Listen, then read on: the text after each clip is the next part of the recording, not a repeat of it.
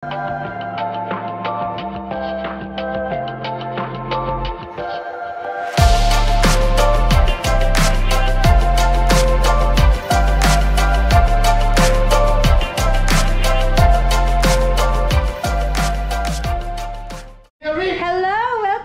my YouTube channel.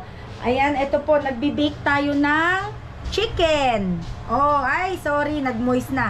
Bibake tayo ng chicken kasi, wait lang, punasan muna natin to. Ayan, so nagbi-bake po tayo ng chicken kasi baon ni Alan. And at the same time, meron akong nakita sa TikTok na nagluto nito, or Instagram yata, Instagram. Ito, gagayahin ko siya. Ayan. Gumagawa tayo ng ube flan. Yung ube na biko na may leche flan on top. Pasok ka, Kuya Rick. It's open. Ayan si Kuya Ricky. Hi to my vlog, Kuya Rick. I love you! Ayan. So, yun nga. Pasok ka, Kuya Rick. So, gagawa tayo niyan ha. Mamaya update ko kayo. Hindi ko na siya inumpisahan na gawin. Kasi nga, hindi ko man alam kung magiging perfect to, pero I hope it's perfect. So, i-update ko kayo kapag okay na. Ayan, medyo natutuyo na. Kanina nag-worry ako kasi sabi ko, hala, bakit parang basa? Open yan, Kuya Rick! O, kain ka! Kain ka dito. Kaya yun. So, ayan, nandito si Kuya Ricky. Bumisita siya. Ba't saan pupunta? Mag-gym kayo? Oh, mag-gym kayo? Kaya yun. So, ayan. Update kita. Update ko kayo kung nag-ano na yan. Okay? Nag-evaporize na siya. Wow! Okay. See you later! Okay. Ito na po yung aking biko. Ube biko.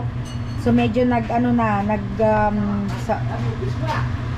na. Nag-evaporize na yung kanyang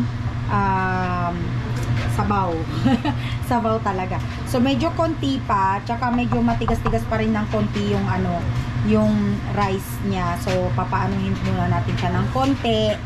And then iluluto natin siya sa oven with yung leche flan na toppings niya. I'm so excited. Sana masarap. Okay, hello. Na-transfer na po natin yung biko, ube biko dito. Ayan. And then, ang gagawin po natin ay ilalagay ko na si flan. Ayan, si Rani. Hawakan mo muna yan, Rani. Diyan ka. Ayan. So, ito yung flan, no? Lagay natin dyan.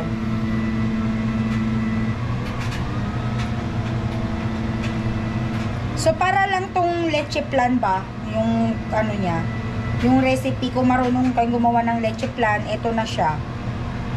Diba? Tapos i-bake lang natin ng 180 to 20 to 25 minutes. O, diba? Ganda. O, so yan na. Hindi yan lasagna.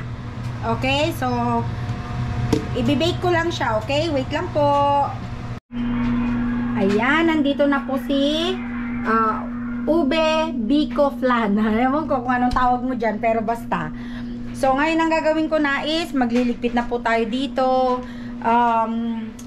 maghuhugas ng pinggan, tapos ayusin ko yung baon ni Alan kasi po papasok siya sa work ngayon ng 7.5 hours. So, pasensya na sa itsura ko ha. Okay. Okay, update natin po yung ating ube biko flan. Ang haba kasi, no?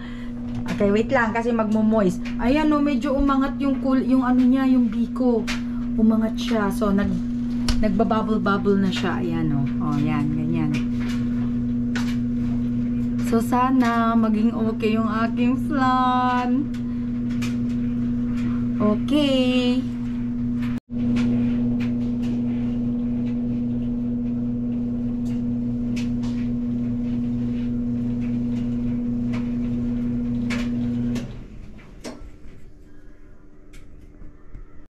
Hello, hello, hello. Update ko lang po kayo sa aking dessert. Ayan siya, oh. See? So, hindi ko alam. Papalamigin muna natin siya para tumigas palalo yung flan na topping niya, okay? But, for the meantime, Magbibihis ako kasi pupunta kami ni Rani sa UPS. Ida-drop namin yung package na bumili. Ayan. Ito. Okay?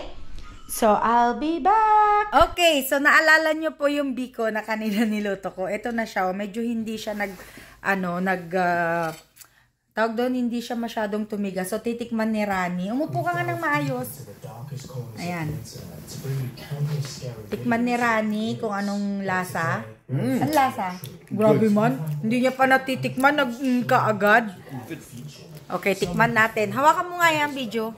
Yan. Dali at titikman natin. Si Rani hindi pa nadadampi sa overacting to. Masarap.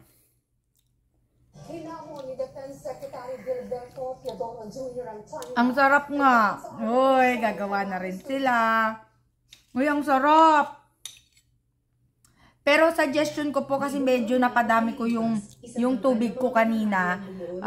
Siguro medyo bawasan nyo. Bali 2.5 cup yung nilagay kong tubig. Bawasan nyo siguro ng konti. Tapos kapag ka medyo hilaw pa yung rice, dagdagan nyo na lang. Ang sarap. Tapos nagpapasarap pa yung flan.